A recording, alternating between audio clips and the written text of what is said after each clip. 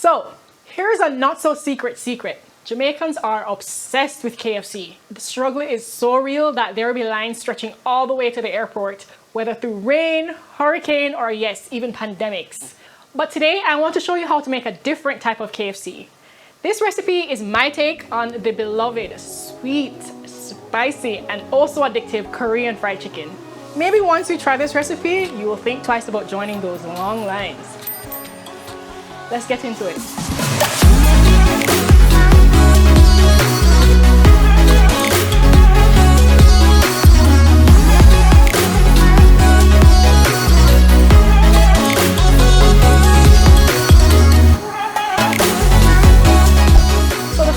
Is to cut up a half a chicken, which is about 2 to 3 servings, into small bite-sized pieces.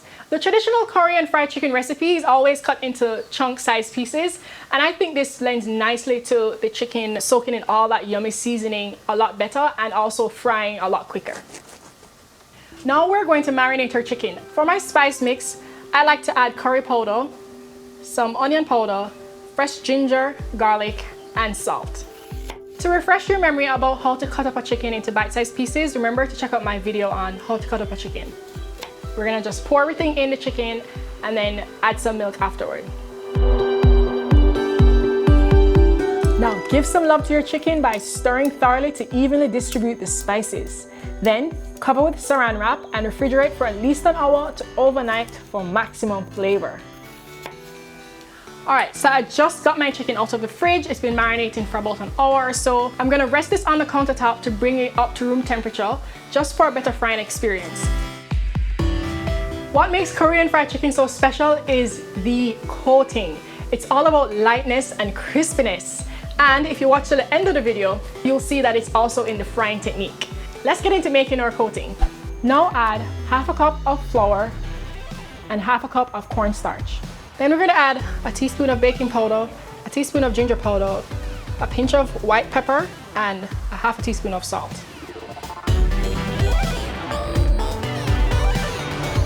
While you're waiting for the oil to preheat, use one hand to drop the chicken pieces into the flour mixture. Then with the other hand, coat the chicken thoroughly in the flour. Keep the wet hand and the dry hand separate so that your dredging flour doesn't get soggy. Then shake off the excess flour and set aside on a plate until all the chicken pieces have been coated and your oil is hot. And I'm going to fry all the bony pieces first because they take a little bit longer to cook than the breast. And we're going to place the chicken away from you in a medium heat, as we said before. This is only the first fry. The second fry is coming up. Drain the cooked chicken on an open wire rack so that the excess oil drains off and the flour coating crisps up even more. Do not cover with a towel or anything else. We've done our first batch of frying where it has been cooling for about 5 minutes, so we can go ahead and do the second fry, which will just crisp it up just a little bit more. So just drop them in. While it's cooling, make your barbecue sauce. Oh, by the way, quick tip. Make sure to prep all the ingredients for the barbecue sauce before you even start frying, because we don't want the chicken getting cold. Making the sauce shouldn't take you more than 10 minutes. Once it's done, you're coating the chicken and serving it right away. Many of the recipes in Korea would include gochujang, which is a Korean red paste chili, but since I want to make things a little more local, I'm going to use Scotch Bonnett paste instead that we make here at Party of 10. And yeah, so let's get into the sauce recipe. Add 1 tablespoon butter and let it cook until medium brown. Be careful not to burn.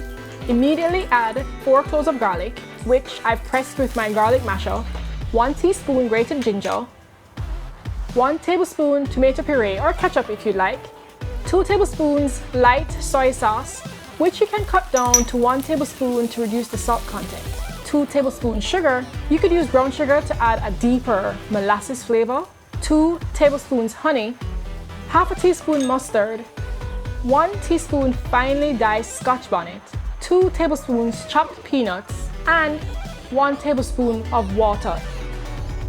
Alright, so our sauce is sticking up quite a bit. I think we're ready to coat our chicken. We're gonna put it on right before we eat, but let me just taste it real quick.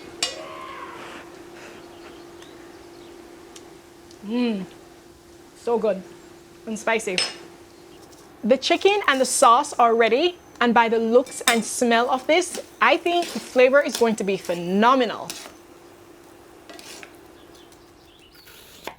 All right guys, we are at the finish line and I'm ready to plate this goodness. Just look at it. Spicy, sweet, sticky, peanutty. And then we're gonna top it off with some fresh scallions on top. Oh my gosh. This is having like an infinity amount of flavors going on. I can't wait for you guys to taste it. When you've practiced this recipe, I encourage you to invite a couple friends over and give them a treat. You could have this at your Netflix and chill days, game nights, serve this on a weeknight with your kids. It will be a crowd pleaser and everyone will be talking about your Korean fried chicken. I still love KFC, but I think they should add this to their menu. If you agree with me, hit that like button below. Oh, I forgot. This goes really well with a nice chilled beer, as it's traditionally done in Korea. So I'm gonna do just that. And pour. And enjoy. Except the kids. They can just get milk or juice or something. I'm Chef Samantha George. Thanks for watching Sam's Food Chronicles. If you have any questions, you can WhatsApp me or leave a comment below to clarify any issue you have with the recipe, and I'm there. Please remember to like, share, and subscribe, guys. Thanks for watching. Bye.